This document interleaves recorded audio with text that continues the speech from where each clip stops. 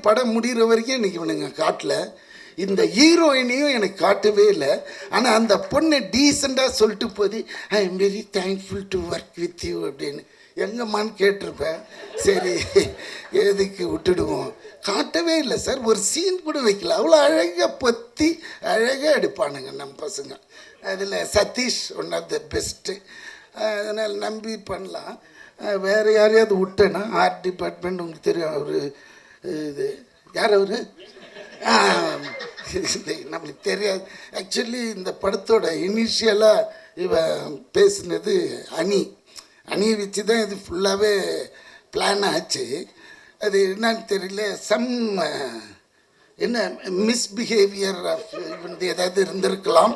அது ரொம்ப என்ஜாயபிளாக இருந்தது. ஐ திங்க் இன்னும் நிறைய விஷயங்கள் படம் பார்க்கும்பொழுது வி கேன் எக்ஸ்பெக்ட் நினைக்கிறேன். ஸோ படத்தோட ஹீரோயின் பிரீத்தி அவர்களை பேச அழைக்கிறேன். எல்லாருக்கும் வணக்கம். ஃபர்ஸ்ட்லி உங்கள் எல்லாருக்கும் ரொம்ப நன்றி இங்கே வந்ததுக்கு. ஒரு பயமாக இருக்குது.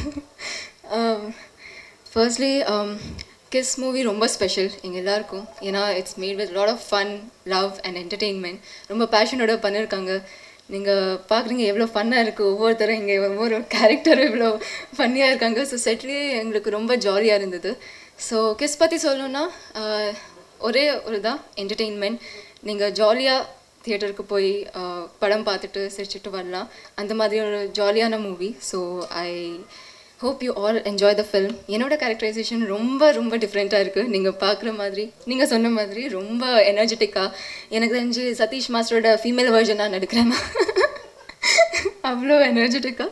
ஸோ ஸோ என்னோடய கிஸ் டீமுக்கு ஒவ்வொருத்தருக்கும், எங்கள் டைரக்டர் சதீஷ் மாஸ்டருக்கும், my co actor Kavin, Jen Martin, அவங்க ஜென் மார்ட்டின் கிடையாது, ஜெம் மார்ட்டின், அவ்வளோ நல்லா மியூசிக் கொடுத்துருக்காங்க. And Pranav our editor, VTV sir, it was lovely working with you. And விஜயனா, ஹரிஷ் சார்,